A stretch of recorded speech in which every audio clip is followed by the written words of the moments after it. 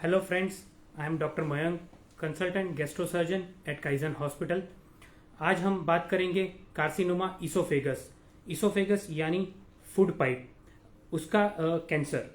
Food pipe एक अन्न नली है, वो जो खाने का मुंह के भाग से अपने स्टमक तक ले जाने का काम करती है। फूड पाइप वो 25 से 30 सेंटीमीटर लंबी होती है एंड इसका कैंसर हमारे लिए इम्पॉर्टेंट है क्योंकि इसके कैंसर में हर साल हमें 6 लाख नए केसेस मिलते हैं एंड ये हमारे बॉडी में आने वाले कैंसरों में ये 7वें नंबर पर आता है। एंड अगर जो मरीज को फूड पाइप का कैंसर होता है, इनका 5 साल तक जीने का पॉसिबिलिटी उनका 15% से भी कम रहता है। तो इसके बारे में जानना जरूरी है। अब कार्सिनोमा इसोफेगस यानी फूड पाइप का कैंसर है वो पुरुषों में ज्यादा होता है एंड जिनकी एज 50 से ज्यादा है उनमें ये ज्यादा डायग्नोसिस होता है। अब इनके रिस्क फैक्टर्स के बारे में जानते हैं। रिस्क फैक्टर्स यानी कि जिससे ये जिनमें ये कॉमनली होता है। फर्स्ट रिस्क फैक्टर आता है कि भाई टोबैको स्मोकिंग। जो लोग स्मोकिंग करते हैं इनको 3 से 6 गुना रिस्क बढ़ जाता है। दूसरा आता है अल्कोहल। जो लोग अल्कोहल का सेवन करते हैं उनमें भी कार्सिनोमा इसोफेगस होने के चांसेस बढ़ जाते हैं। तीसरे नंबर पर आता है ओबेसिटी। ओबेसिटी की वजह से अगर पेशेंट को, मरीज को गैस्ट्रो इसोफेजियल रिफ्लक्स डिजीज ज्यादा होता है यानी उसकी वजह से उनको कैंसर होने के चांस बढ़ जाते हैं। जो मरीज का बीएमआई, बॉडी मास इंडेक्स 30 से ज्यादा है, 30 से ज्यादा है, उनके अंदर ये कैंसर होने के चांसेस भी बढ़ जाते हैं। दूसरा है कि जो पेशेंट को रिफ्लक्स, ओबेसिटी नहीं है पर उनको रिफ्लक्स रहता है, एसिडिटी रहती है, अगर उनको ये लंबे टाइम तक एसिडिटी रहती है उसकी वजह से उनमें बैरेट्स इसोफेगस होता है। यानी कि जो एसिड है वो अपने इसोफेगस में जाके वहां पे सूजन कर देता है और वो बैरेट्स इसोफेगस एक प्री मैलिग्नेंट कंडीशन है।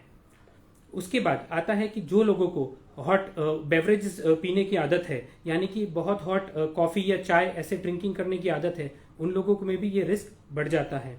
दूसरा रिस्क फैक्टर है कि फैमिलियल, जिनके मदर, फादर या उनके फैमिली में जिनको इसोफेगस का कैंसर हुआ है उनमें भी ये रिस्क बढ़ सकता है। और लास्ट है कि एक्लेशिया कार्डिया। एक एक्लेशिया कार्डिया ये ऐसी बीमारी है जिसके अंदर खाना हम जब खाते हैं तब फूड पाइप से स्टमक में जाने के में उसको दिक्कत आती है और वो वहां कंस्ट्रिक्शन हो जाता है। तो फिर खाना हमारा इसोफेगस में ही रहता है, उसका इरिटेशन की वजह से उनको भी कैंसर होने के चांस बढ़ जाते हैं। अब हम इनके लक्षणों के बारे में जानें। लक्षण तो सबसे प्रमुख लक्षण है इसका डिस्फेजिया। डिस्फेजिया यानी कि खाना निगलने में दिक्कत आना। शुरुआती दौर में मरीज को जो सॉलिड खाना होता है वो निगलने में उनको दिक्कत आती है, बट आगे जाके अगर वो नेग्लेक्ट करते रहते तो उनको लिक्विड निगलने में भी उनको दिक्कतें आ सकती हैं। इसके बाद मरीज को खून की उल्टियां होना, काले कलर का स्टूल आना, वीकनेस हो जाना, अनीमिया हो जाना, या अनीमिया यानी कि खून की कमी हो जाना, ये सब उनके प्रॉब्लम्स होते रहते हैं। उसके अलावा उनको वेट लॉस, भूख कम लगना, ये सारे उनके लक्षण हैं। अब इसके अलावा पेशेंट को, मरीज को बैड स्मेल आता है क्योंकि उनका खाना आगे नहीं जा पाता है, उसकी वजह से उनको पूरा दिन बैड स्मेल्स आती रहती हैं।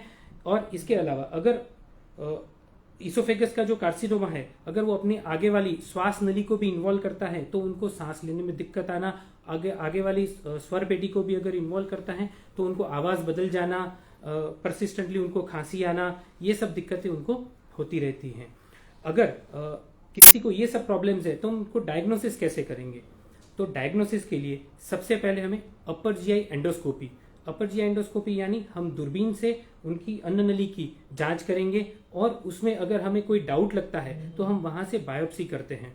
तो ये बायोप्सी में अगर ये मरीज को पॉजिटिव आ जाता है तो उसका हमें स्टेजिंग करना पड़ता है। जो कैंसर का हमें स्टेज डिसाइड करना पड़ता है। कैंसर के टोटल 4 स्टेजेस होते हैं। उसमें सबसे पहला स्टेज है कि जो वही लोकल जगह पे ही है, वहां से आसपास कहीं पे भी फैला हुआ नहीं है। एंड लास्ट आखिरी स्टेज 4th कि जिसमें बॉडी में वो फैला हुआ है।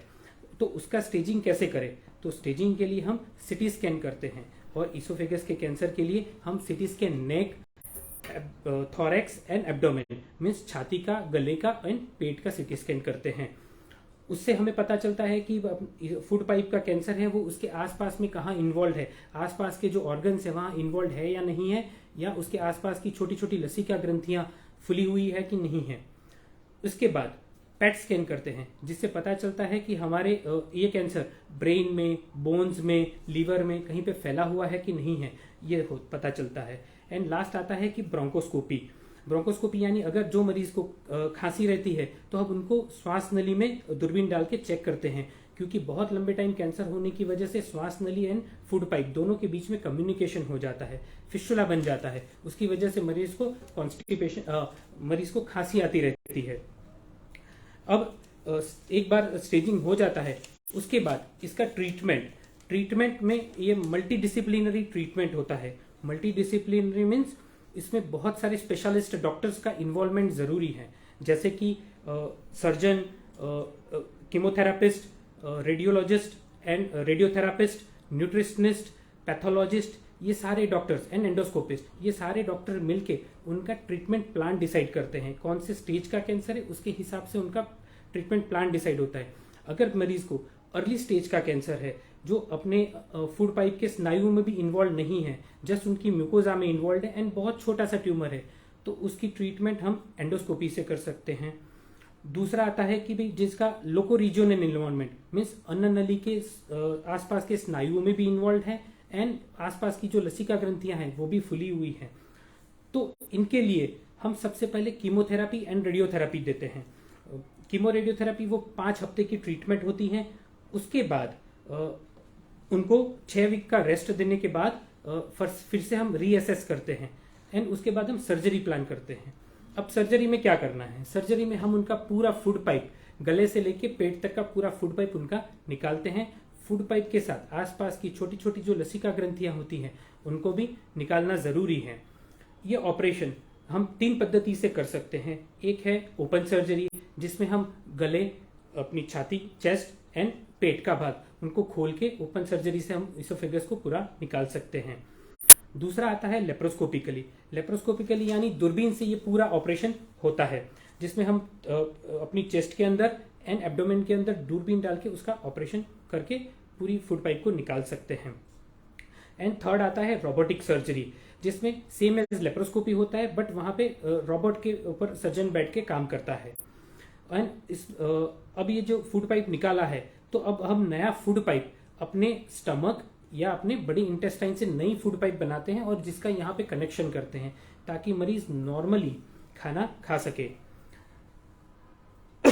इसके बाद लास्ट स्टेज, अगर मरीज को मेटास्टेटिक कैंसर है मीन्स लास्ट स्टेज का 4th स्टेज का कैंसर है, तो फिर वो बॉडी में फैला हुआ है, ब्रेन में, लीवर में या कहीं पे भी फैला हुआ है, तो उसकी ट्रीटमेंट के लिए हम उनको पैलिएटिव कीमो रेडियोथेरापी देते हैं। उसके लिए कि मरीज को कम से कम दिक्कत हो ऐसी वाली उनकी ट्रीटमेंट किया जाता है। एंड उनको खाने की प्रॉब्लम सॉल्व करने के लिए हम नाक के से द्वारा स्टमक में पाइप डालते हैं या फिर स्टेंट डाल सकते हैं, या फिर छोटी आंत या स्टमक में हम ऑपरेशन के द्वारा एक पाइप रखते हैं जहां से हम उनको खाना दे सकते हैं ताकि मरीज की न्यूट्रिशन रिक्वायरमेंट फुलफिल होती रहे, मरीज को दिक्कत ना आए। अब जब ये पेशेंटों का हम ट्रीटमेंट नहीं करते हैं तो इनका सर्वाइवल 5 साल जीने के चांसेस हैं वो 15 से 20% है, उससे ज्यादा नहीं है। अब मरीज का अगर हम ट्रीटमेंट करते हैं, अगर ये लोको रीजनल मीन्स बहुत जगह पे फैला हुआ नहीं है, ऐसे इसका ट्रीटमेंट होता है ऐसे कैंसर में, तो फिर उनका 5 साल जीने के चांसेस 40 to 50% हो जाते हैं। और जो मरीज को पूरी बॉडी में फैला हुआ है उनके 5 साल जीने के चांसेस 5% से भी कम है। तो इसीलिए ये ट्रीटमेंट को अर्ली पेशेंट कार्सिनोमा इसोफेगस को अर्ली डायग्नोसिस करना एंड उसकी ट्रीटमेंट करना वो सबसे इंपॉर्टेंट है। एंड इससे भी important, we have to prevent them, prevention is better than cure. तो इसीलिए उनको स्मोकिंग, ये कैंसर को आप कैसे प्रिवेंट कर सकते हो? तो पहले कि स्मोकिंग बंद करना है, quit the smoking. Second is stop drinking alcohol. Third is eat the maximum vegetables and fruits. Fourth is reduce obesity, reduce your BMI, so that हमें अपनी लाइफस्टाइल मॉडिफिकेशन करना है, अपने मेदस्विता को कम करना है, तो उसकी वजह से हमें कैंसर होने का रिस्क कम हो जाए। एंड लास्ट में होता है कि हमें अगर लंबे टाइम से एसिडिटी की प्रॉब्लम हो रही है तो जल्द से जल्द अपने डॉक्टर को कंसल्ट करना है, उसकी ट्रीटमेंट कराना है, उसको नेग्लेक्ट नहीं करना है। एंड जो पेशेंट को फैमिली में सब में जगह पे कैंसर है, उनको फैमिलियल कैंसर है ईसोफेगस का या कोई और जगह पर, तो उनको सर्विलेंस कराना जरूरी है। अगर किसी को फैमिली में पहले से कैंसर है, ईसोफेगस के फैमिली में मदर फादर या किसी को कैंसर हुआ है, तो उनको अर्ली एंडोस्कोपिक सर्विलेंस करना जरूरी है, ताकि हमें उनको कैंसर होने से पहले ही पता चल जाए कि अर्ली स्टेज में कैंसर है, तो उनका ट्रीटमेंट हो पाए। Thank you. Stay safe, stay healthy.